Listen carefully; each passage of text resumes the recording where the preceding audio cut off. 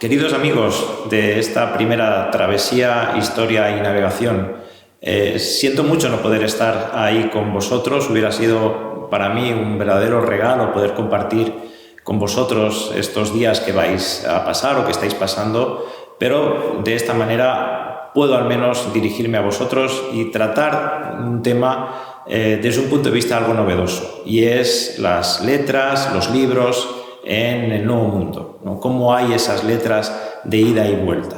Y en ese sentido quiero romper una imagen algo asentada, que es la idea de que España llegó al Nuevo Mundo con la espada en la mano. Hay otro elemento adicional, otro elemento que viene a compensar ese, que es el libro. El libro es fundamental en la conquista y la presencia de España en el Nuevo Mundo. Y en ese sentido quiero que nos retrotraigamos a una fecha en concreto, que es el 18 de agosto de 1492. Ese día se termina de imprimir en Salamanca la gramática sobre la lengua castellana de Antonio de Nebrija. Es la primera vez que un humanista trata de someter una lengua romance a todos los aspectos de la gramática. Pues bien, ese mismo día, ese 18 de agosto, se encuentra detenida en las Islas Canarias la expedición de Colón porque se ha roto el gobernario, el timón de la Pinta. Y en torno a esas mismas fechas llega a Sevilla un personaje de origen incierto, al que todos suponen germano, pues firma como Jácome alemán. Se trata de Jacobo Kronberger, que será cabeza de uno de los talleres tipográficos más importantes en la primera mitad del siglo XVI y personaje fundamental en esa saga de impresores que será clave para la llegada de la imprenta al Nuevo Mundo. Pues bien, estos tres personajes, Nebrija, Colón y Kronberger, son claves para entender esa primera globalización que supuso el descubrimiento y la conquista del Nuevo Mundo, porque cada uno de ellos aporta alguno de los aspectos esenciales para convertir el Atlántico en un espacio en el que circularon personas, bienes, ideas y toda una renovación y revolución cultural que llegó al Nuevo Mundo con una escasa diferencia temporal respecto a lo que estaba sucediendo en Europa. Los libros llegaron al Nuevo Mundo con los primeros españoles que llegaron a aquellas costas. Es lógico suponer, y así se ha acreditado, que los que sabían leer llevaban para su solaz durante la travesía ejemplares de libros de lectura de todo tipo, ¿no? Y es muy importante saber que esos libros estuvieron desde los primeros instantes en el Nuevo Mundo. De hecho, el primer documento o referencia que tenemos del primer libro en el Nuevo Mundo es sumamente temprano. Tenemos la figura de Jerónimo de Aguilar. Jerónimo de Aguilar pasó con Diego Colón en uno de los primeros viajes a América, naufragó y fue capturado por los mayas, con los que pasó 8 años como esclavo. De hecho, cuando Hernán Cortés se dirige hacia México para iniciar la conquista, en el año 1519 arriba a la isla de Cozumel y ve venir Cortés y sus soldados de lejos a una barca con 4 indios, uno de los cuales resulta ser Jerónimo de Aguilar, que lleva como único elemento casi que les permite identificar a ese español después de 8 años desaparecido, lleva consigo, como digo, un elemento que es un libro de horas. Era un devocionario que él había conservado durante esos 8 años de cautiverio con los mayas, casi como único elemento que le permitió a él mantener su esencia europea y cristiana.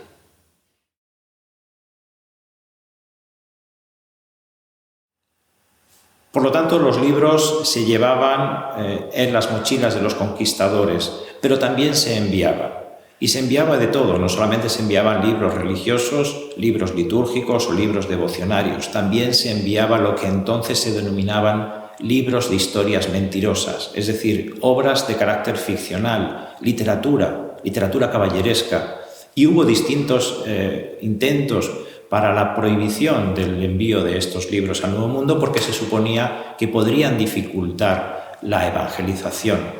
Así hay prohibiciones desde 1531 para que no se envíen al Nuevo Mundo el Amadís y obras de ese género. Pero fue una prohibición reiterada en años sucesivos durante toda la primera mitad del siglo XVI, lo cual indica que no fue una prohibición muy observada. Y los libreros de España y de Europa llevaron a cabo numerosas estratagemas para burlar evitar esos controles, que lo que hacían era contrastar esos títulos que se enviaban con el índice de libros prohibidos por el Santo Oficio.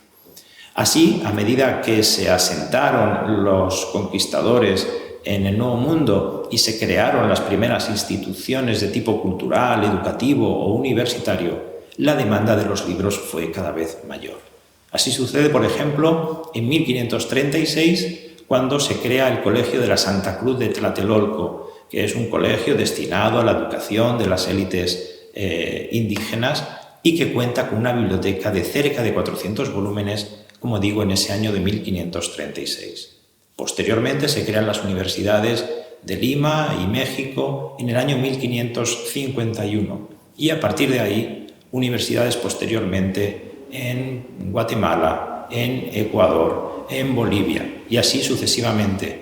Habrá que esperar mucho tiempo después para que esto suceda en la América del Norte y a medida que se fundan esas universidades en la América de presencia hispana, se van abriendo también las primeras cátedras sobre lenguas indígenas. De manera que el panorama es mucho más rico, es mucho más complejo de lo que normalmente se suele afirmar, porque, como digo, se enviaba de todo y se enviaba en pequeñas y en grandes cantidades. De hecho, nos quedan registros de centenares de ejemplares enviados desde España de obras como, por ejemplo, el Amadís de Gaula.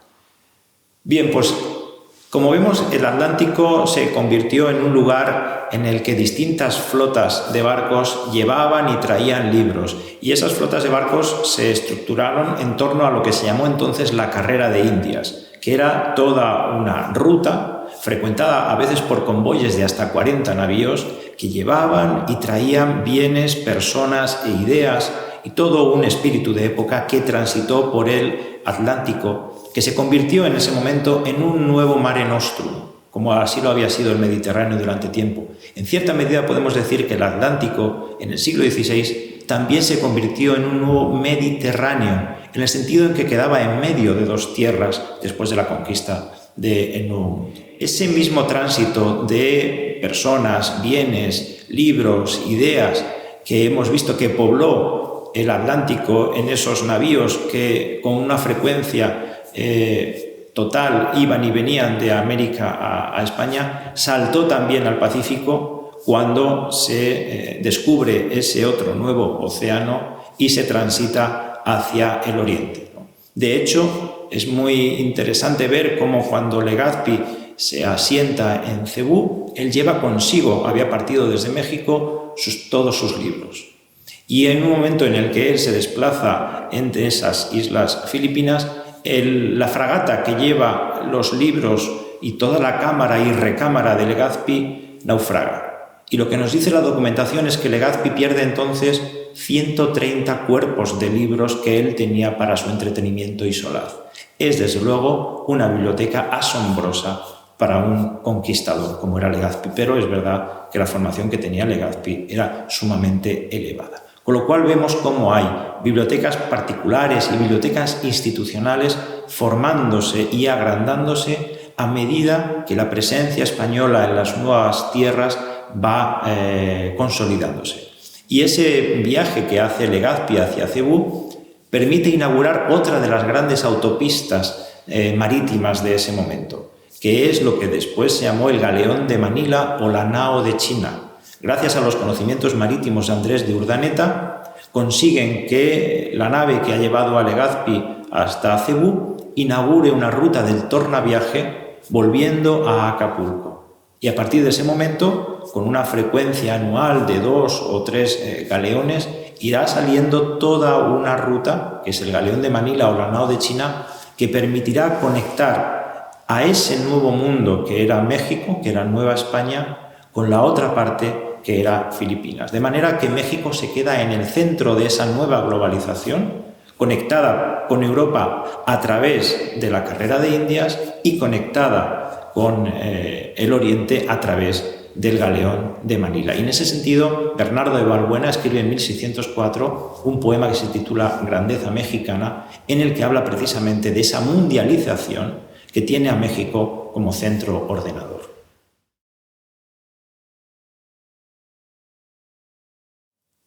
Aquellos españoles que llegaron a América estaban tan imbuidos de sus lecturas de libros de caballerías que en más de una ocasión sienten que están ellos mismos protagonizando gestas o historias sumamente parecidas o cercanas a las que ellos han leído en esos libros que llevan consigo.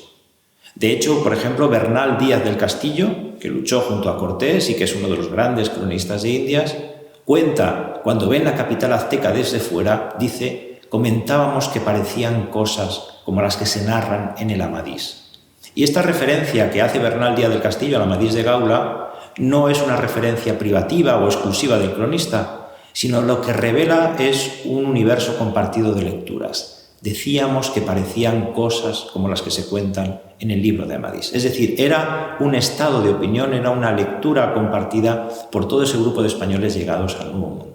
Y ellos, como digo, pensaban que estaban encarnando en esos nuevos espacios fantásticos, asombrosos, una nueva caballería andante. Prácticamente parecían sentirse protagonistas de una novela de caballería real, como digo, que ellos mismos estaban llevando a cabo. Y así, dado que ellos se sienten protagonistas de esas gestas, gran parte de la toponimia del nuevo continente también procede de ese universo de lecturas compartido. Dos de los grandes topónimos del nuevo continente, como por ejemplo California y Amazonas, proceden precisamente de una novela de caballerías, Las Sergas de Esplandián. Las Sergas de Esplandián es la continuación del libro de Amadís, que escribe el propio autor del Amadís, que es García Rodríguez de Montalvo, y ahí él se inventa un topónimo que es la isla de California, que es el lugar que él asigna a la reina Calafia y a sus guerreras, que dice que son guerreras mujeres que combaten como 10 indios, ¿no? Pues bien, cuando se descubre lo que hoy es Península de la California y se piensa que es una isla, se le atribuye ese nombre, que es un nombre, como digo, extraído de una novela de caballerías. De manera que California se llama así por un nombre extraído de una novela de caballerías y es un nombre asignado por los españoles que llegan a ese lugar. Lo mismo con el río Amazonas. Cuando Orellana lo navega, ve en sus orillas a mujeres con flechas, con arcos, que él dice que hacen tanta guerra, como decía antes, como 10 indios, ¿no? Es verdad que el mito de las Amazonas es anterior y que se encuentra incluso en la Ilíada, pero es más probable que el mito y la referencia que tenga Orellana en ese momento proceda de esa novela de caballerías que llevan consigo antes que de esa obra clásica. Y otro topónimo que también procede de una novela de caballerías es el de Patagonia. Patagonia procede de El Gran Patagón. El Gran Patagón es un personaje que aparece en una novela de caballerías titulada El Primaleón. Y Primaleón, que es el héroe, se enfrenta con este personaje. ¿Qué caracteriza a este personaje? Le caracteriza que es un personaje de una gran talla, casi salvaje, con un aspecto entre animal y humano, y cuando Magallanes transita por esa zona, identifica a los indios tehuelches y tienen ese gran tamaño y él los denomina los patagones, precisamente por evocación de ese personaje, el Gran Patagón, que aparece en una novela de caballerías del siglo XVI, que es el Primaleón. Ese mito de los gigantes patagónicos se mantiene durante muchísimos años e incluso aparece en grabados ingleses del siglo XVIII. Por lo tanto, vemos cómo todo ese universo entre literatura y realidad empieza a tener fronteras muy borrosas, a veces muy permeables, y donde pensamos que hay realidad, los españoles ponen literatura y muchos de los elementos que vienen desde el Nuevo Mundo, contadas con la mayor objetividad que pueden los cronistas, son interpretados en España precisamente como hechos fantásticos. De hecho, cuando en España empieza a decaer el interés por los libros de caballerías en la segunda mitad del siglo XVI, todo el espacio lector que dejan esas obras se ve compensado o rellenado por el interés que los lectores españoles adquieren por los libros de los cronistas de Indias.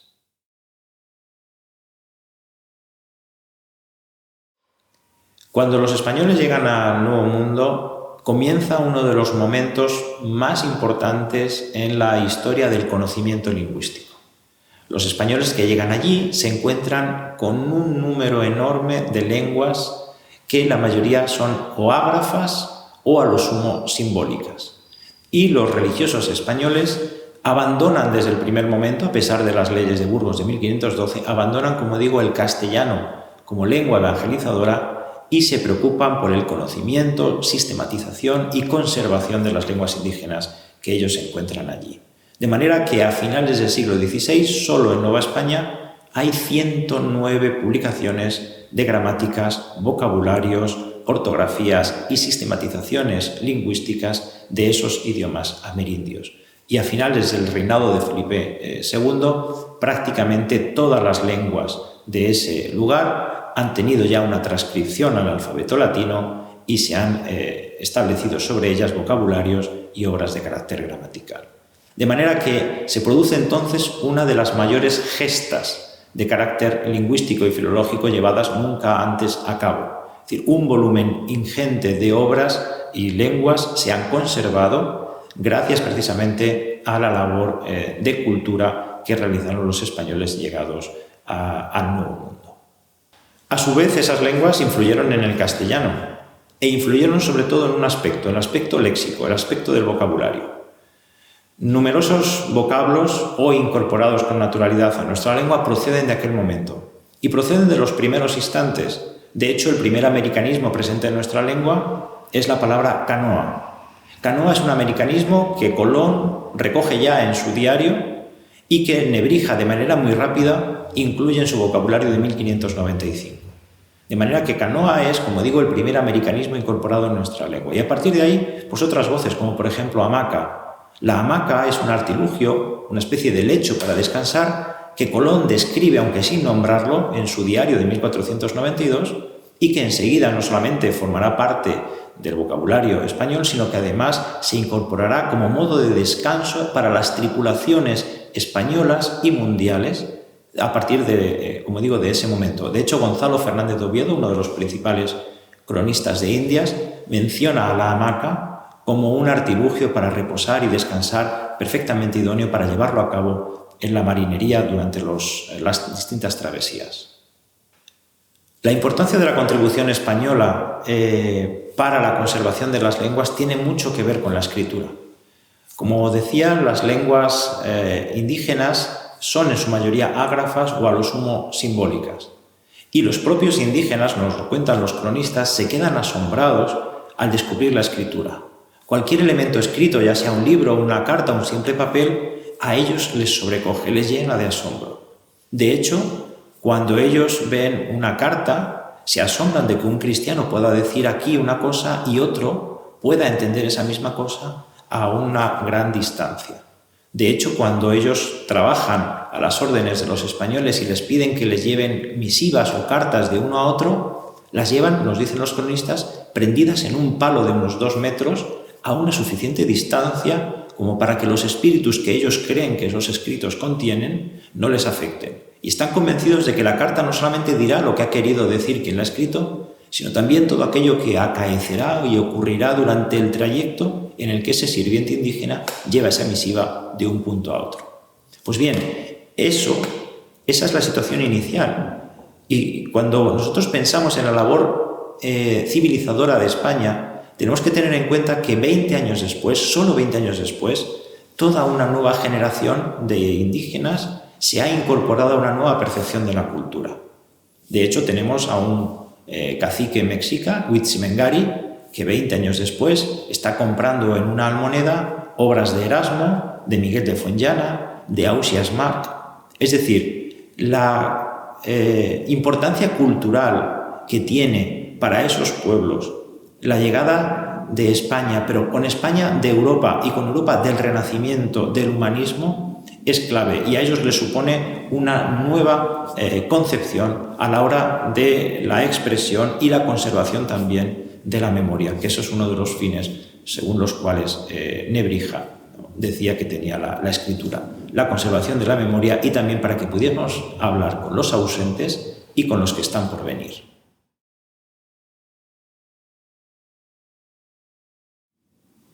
Cuando todo ese envío de libros que ya hemos visto que era masivo y de todo tipo, libros religiosos o también obras de carácter ficcional y literario, cuando todo ese envío de libros masivo, como digo, no bastó para saciar la demanda de particulares o instituciones en el Nuevo Mundo, se pensó en la posibilidad de establecer la imprenta en aquellas tierras. Y la primera imprenta que se instala en el Nuevo Mundo la instala precisamente Kronberger, Juan Kronberger, hijo de Jacobo Kronberger, a quien mencionábamos al inicio.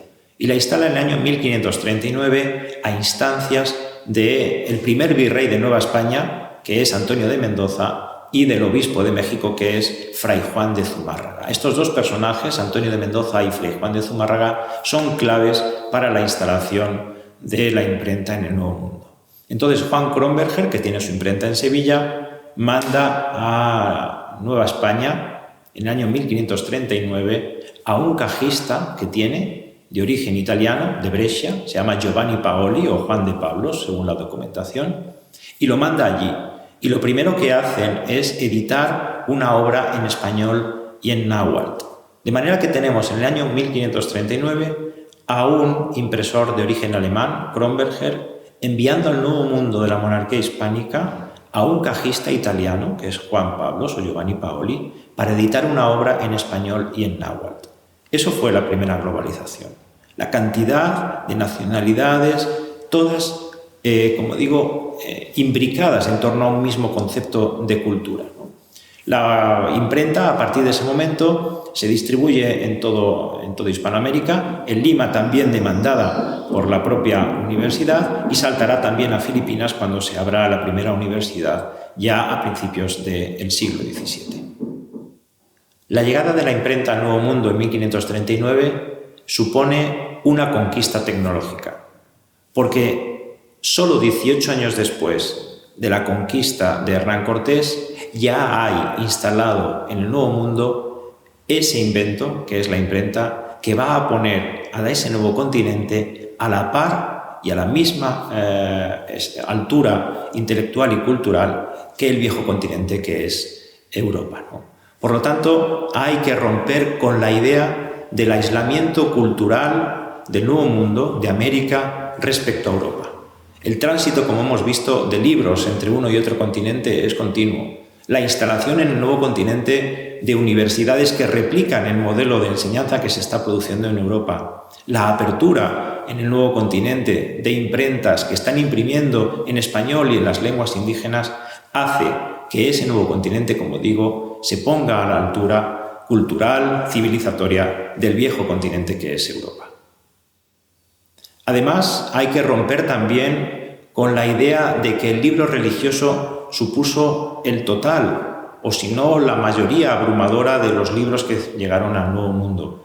Los recuentos que hemos hecho nos hablan de un 60% de libro religioso y un 40% restante de obras de ficción, de literatura, toda la poesía, todo el teatro, toda la narrativa de los autores del Siglo de Oro estuvo presente en América, con el único desfase temporal producido por la travesía, unos 3 meses, entre 3 y 4 meses. De manera que América se incorporó al conocimiento de la literatura y la cultura europea prácticamente, como digo, con el único desfase cultural obligado por la travesía. En ese sentido hay que romper con esa idea, como digo, del aislamiento cultural de América respecto a Europa, porque ese 40% de obras de carácter ficcional hay que ponderarlo incluso al alza, teniendo en cuenta todas las restricciones y disposiciones normativas que trataban desde un punto de vista de la oficialidad de restringir la llegada de esas obras al Nuevo Mundo. Y son obras, como digo, que llegan con ese desfase de 3-4 meses, que es el tiempo también en el que tardaban en llegar las noticias. Para calcular precisamente ese tiempo entre las noticias que se producen en Europa y el eco que tienen en América, basta consultar, por ejemplo, una obra como el Códice de Chimalpaín. Chimalpaín, Domingo de Chimalpaín, era un cronista mexicano que llevaba a cabo una anotación en una especie de diario de las noticias de las que él iba teniendo conocimiento. Y cuando él anota en México las noticias que tienen lugar en Europa, podemos saber el momento en el que él las anota y el tiempo que ha tardado en conocerlas desde que esas noticias se han producido en Europa. Y el tiempo medio es eso, 3 meses y medio, 4 meses y medio. Por lo tanto, podemos afirmar que no hubo ningún desfase cultural, institucional, civilizatorio entre ese nuevo continente con la llegada de los españoles y lo que estaba sucediendo en Europa en ese mismo momento. Por lo tanto, hay que romper con la idea del aislamiento cultural de América respecto a España, respecto a Europa, puesto que las ideas y los objetos del Renacimiento y del humanismo llegaron allí con la escasa diferencia temporal marcada por la travesía, de manera que todo un sinfín de autopistas marítimas surcadas por barcos como por los que pertenecían a la carrera de Indias o los que pertenecían a la ruta del Galeón de Manila, surcaban esos océanos que, como digo, fueron escenario a través de esos eslabones humanos de toda una globalización. Pues nada más, ha sido para mí un placer poderme dirigir a vosotros, participantes de esta primera travesía de historia y navegación. Espero que tengáis unos felices días a bordo, que tengáis un viento oportuno y espero que podamos vernos en alguna ocasión posterior. Muchísimas gracias.